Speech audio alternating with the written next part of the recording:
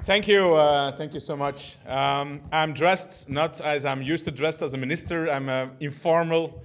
I wasn't expected to come here, but Dara and Saite told me you have to come, you have to pass by. And I was in the neighborhoods, and so I just passed by. Hi everybody. I'm so happy to be here. I had the honor to speak to you with the Assadi crisis we had 1.5 years ago. You remember it all in Brussels.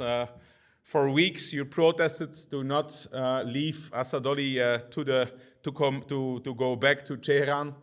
But then again there was the crisis with Olivier van der Kastelen, and it is a real big moral dilemma, of course. What do you do with somebody who's taken hostage?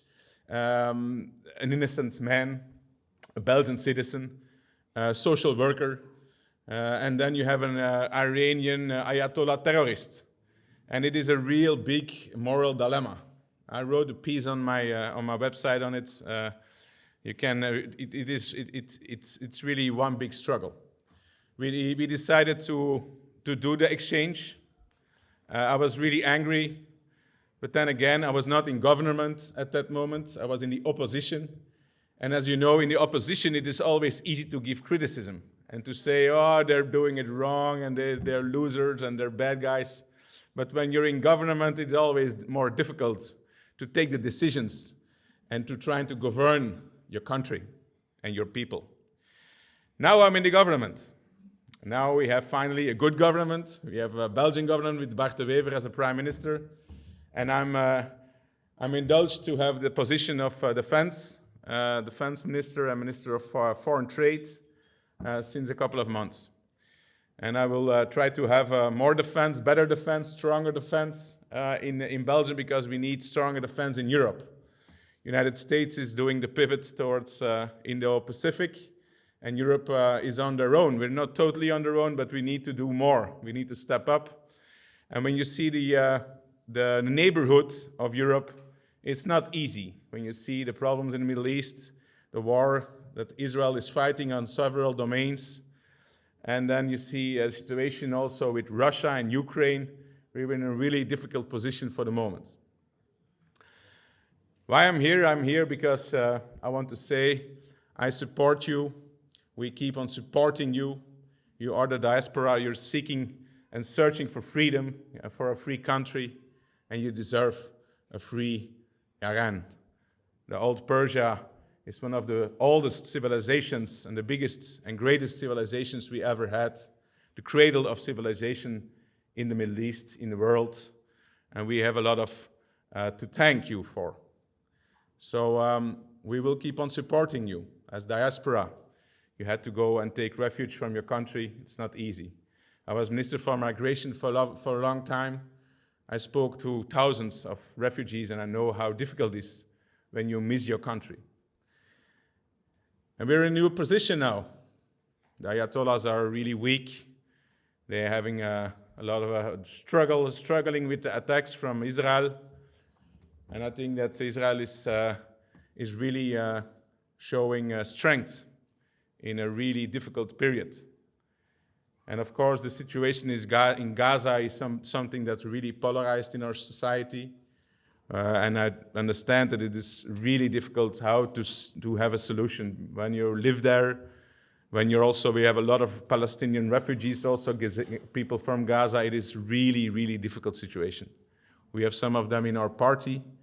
But then again, the situation in Iran is for me very clear.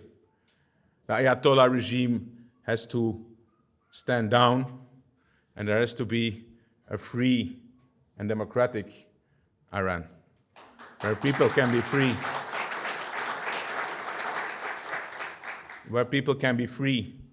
can be entrepreneurial, where women don't have to wear a scarf, where women can be free as well and take their own future in their own hands, where you could have a beautiful country. For 45 years, you are taken hostage by the Ayatollahs and the mullahs. And Khamenei, he's old. He's really old. Yeah, it looks good. So I think that the time has come, I hope, because I'm sure when there will be peace in Iran, there will be peace in the Middle East. That is something that is very, very clear. The way that the regime of Iran tried to attack Israel with all the proxy wars, this has to stop, and this will stop. I think that Israel is very determined on this pathway. Of course, that's a democracy. They have a lot of opposition. There's a lot of fuss with the course that Netanyahu is taking. And there's a lot of problems with some ministers in the government in Israel. Of course, that's democracy. It is in Belgium always. It's everywhere the same. And when you're on the siege, when you're under fire, when you're in war, it is even more difficult. But I think that a lot of people in Israel know to support Netanyahu when it comes to this attack. The monopoly of Israel in the Middle East on the nuclear is non-negotiable. The day that the Ayatollahs receive a nuclear weapon, Saudis will have one, Egypt will try to have one, Turkey will try to have one. And I don't know, but having a lot of nuclear weapons in the Middle East, I don't know. I don't think it's such a good idea for world peace. It's my personal opinion. C'est chaud dans le Moyen-Orient. It's hot in the Middle East. And the leadership is sometimes very hot as well. So it's better to have one state, Israel, with a nuclear weapon, and all the rest, no nuclear weapon. I think that's the best situation for world peace, I will say you that. We need to respect international law. Everybody needs to respect international law. But when they break the law by making nuclear arms, they started breaking the law. So you have to be very consequential in this part.